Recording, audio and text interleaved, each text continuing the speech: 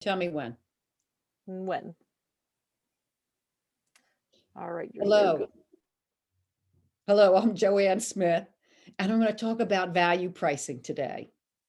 First, just a little bit about me.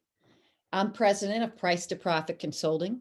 I spent the bulk of my career, though, with DuPont, where I was head of corporate pricing, marketing, and customer loyalty for the global corporation.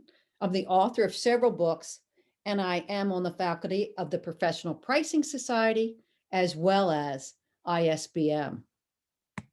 So today is all about hopefully proving to you, demonstrating to you why value pricing works and works better than any form of pricing. And when I talk value pricing, I'm talking value pricing through value marketing, value selling. And I hope to prove to you and debunk the thought that buyers only care about price.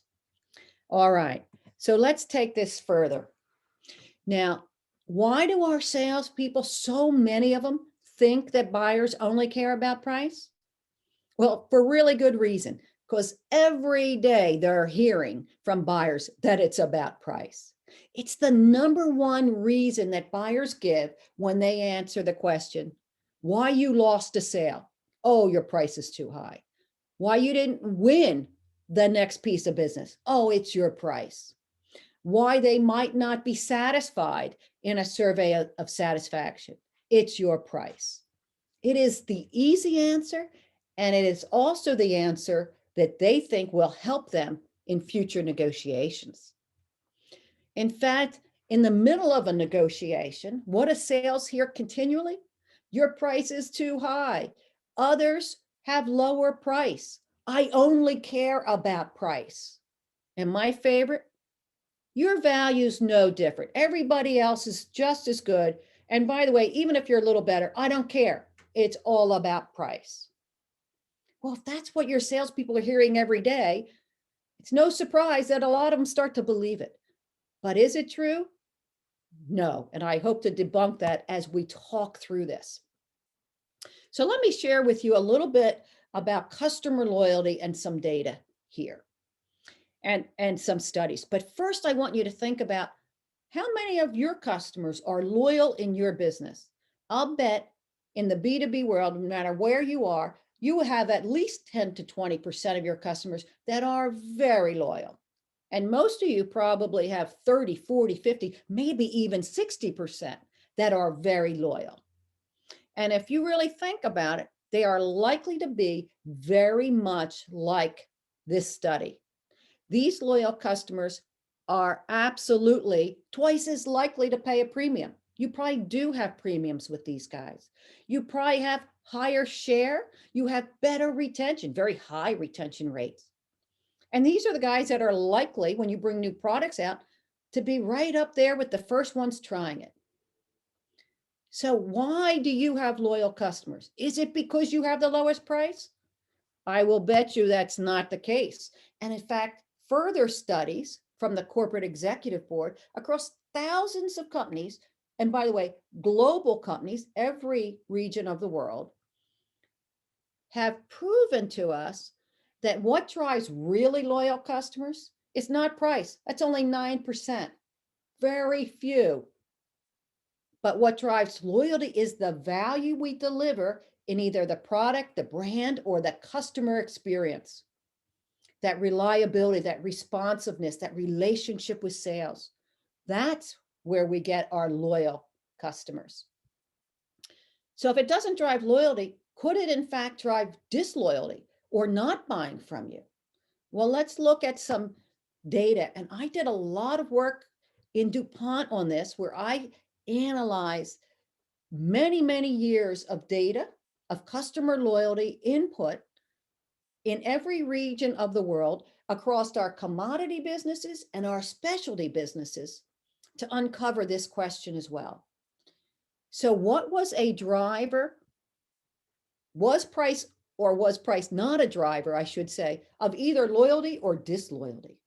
And in fact, with all those customers, only 11% of the time did price add up to be the big thing that caused people to be delighted or not delighted. And if we looked at that 11%, really only 4% of our entire business had customers that were dissatisfied enough with our price that, by the way, they were still buying, but this group had a lower retention rate. And by the way, lower might mean 90% retention. But the ones we really had to watch, because those were the ones vulnerable to lose.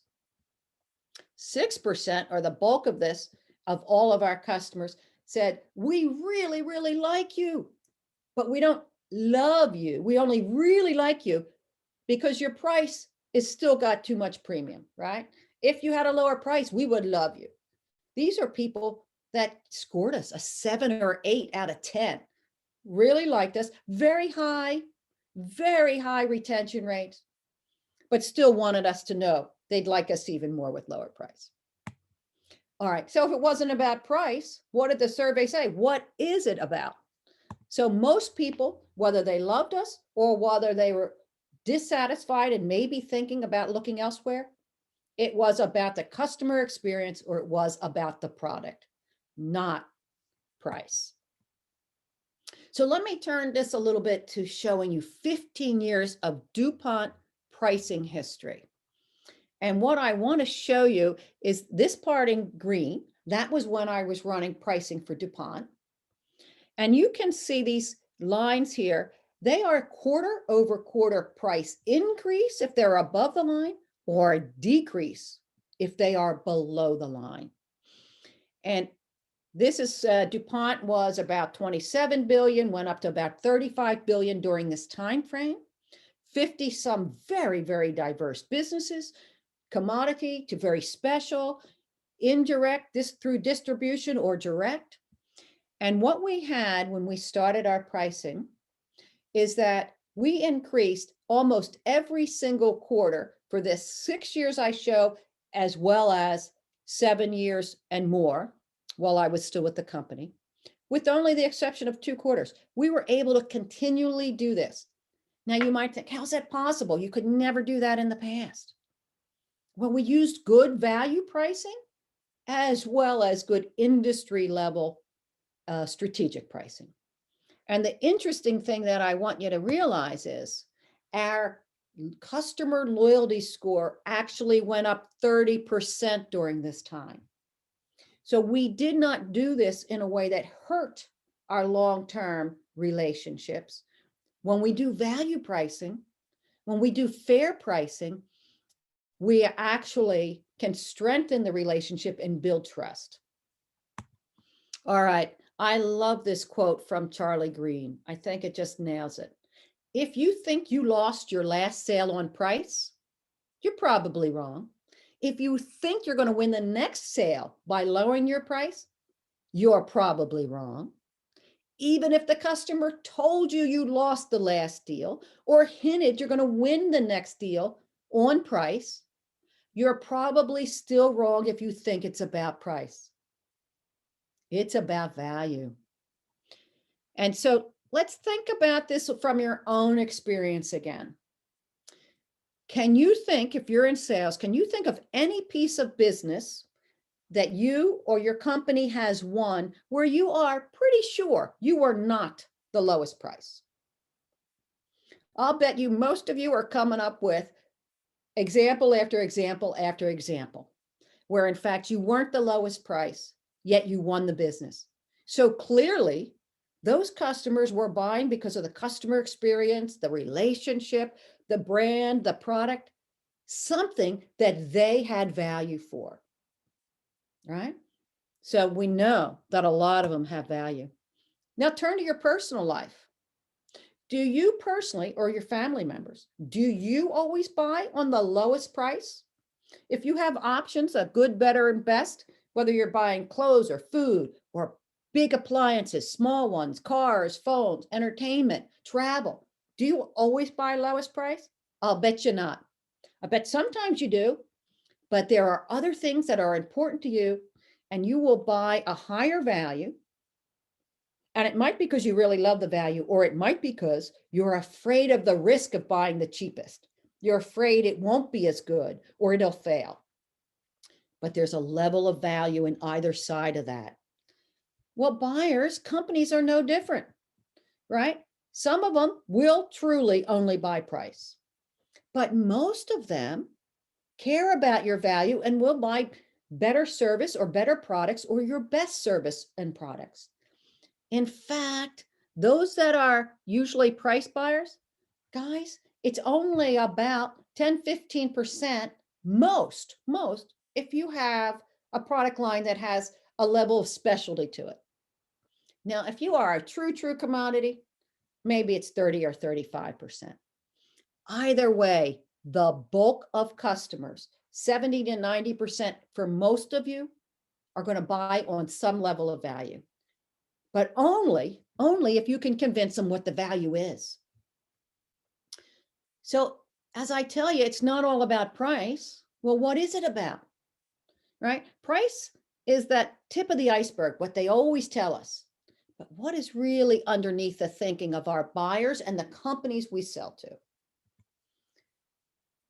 When it's not about price, mostly it's because they don't appreciate your value. You have not articulated it well enough.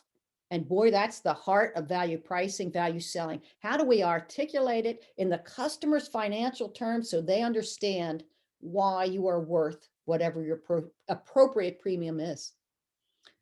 Sometimes, even if they appreciate your value, they push back because it's fairness versus others. They're just afraid that they're going to pay fair price, and you're then going to turn around to their competition who pushes you on price, and you fold and give them a discount. So they might just push to be sure that they are getting the lowest price that their competition is also getting. And of course, they are trained. It's a tactic to tell you it's about price because it works for them so often. Doesn't make it true, it makes it a tactic. So let me also tell you that most buyers, if they're buying something important to their business, are absolutely afraid to walk out on that tightrope and make a decision to walk away from a good value supplier to some cheap product that they are less sure of. Because if that change causes a problem for the business, they're hanging out there. They do not want to take that risk alone. In fact, probably 80% of the time, they are not allowed to switch from their primary supplier. They have to get the business to agree because it's too important to the business. And in fact, therefore, what causes buyers and decision makers to predominantly buy these important products from the users? It happens to be when the users have widespread support. The users actually go to the buyers and advocate on your behalf. That's the biggest thing for buyer decisions. And what causes users to really advocate on your behalf? Because they believe your value. And they believe your value not just from experience, but the more you can actually articulate and quantify that value in their financial terms, the more they will advocate for you, believe in you. So that's what value pricing and value selling is about, right? They have to understand mathematically what you're worth in their terms. They have to believe that value is real and you deliver it.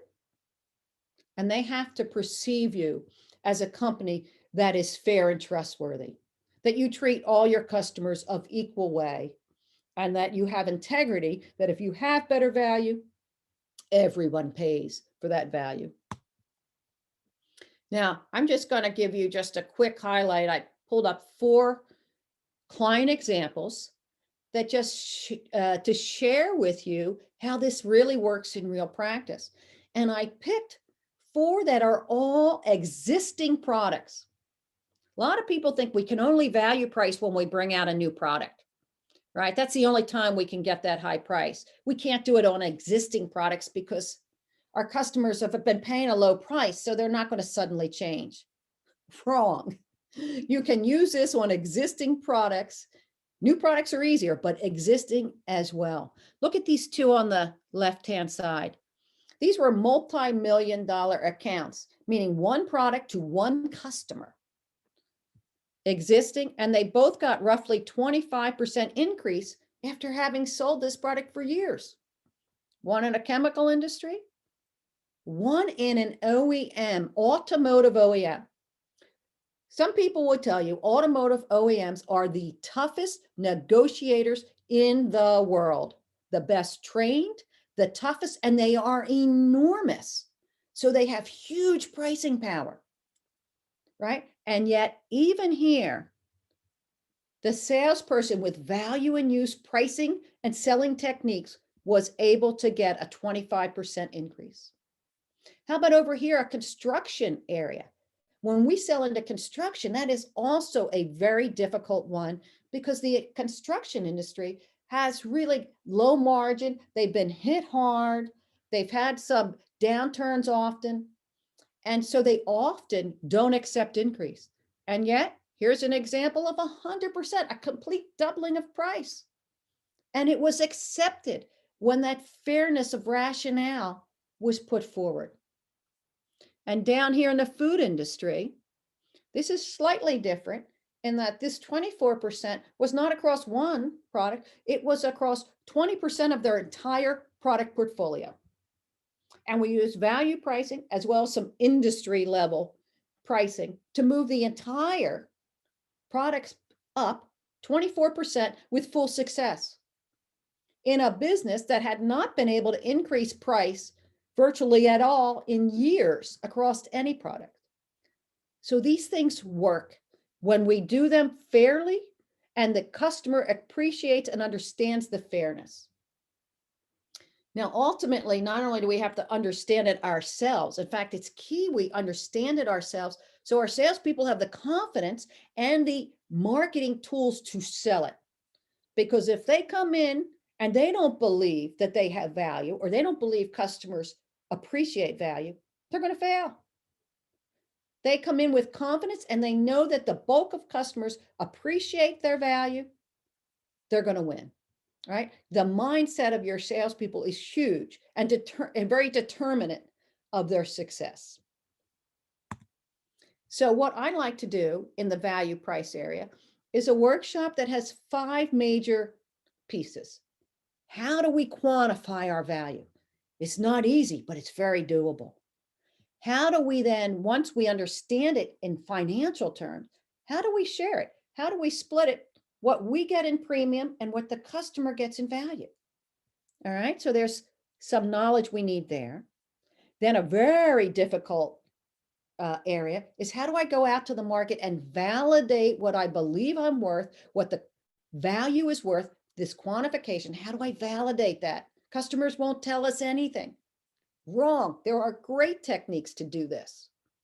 And then how do I think about other barriers or strategies in my business? Might be a value chain conflict as an example. So that all helps us set the right price and the right pricing mechanism to get to market. But step 5 is huge too. We have to take all that fundamental and turn it into good value marketing and then value selling, collateral and techniques. And that's when we bring it all together and we get these great successes. Now, I will tell you from experience, I am a big proponent that says this is not an area where you just do a one-day training course and you tell your people to go do it. No, it's tougher than that. What I believe the only real successful way to get this embedded into your business is to do a training session that applies in the course to your business. So I like to bring in 4 different products, have a company bring in 4 different products with little teams, somebody from marketing, product management, sales, and maybe technology to work on each one of those 4 products. And then we teach and apply.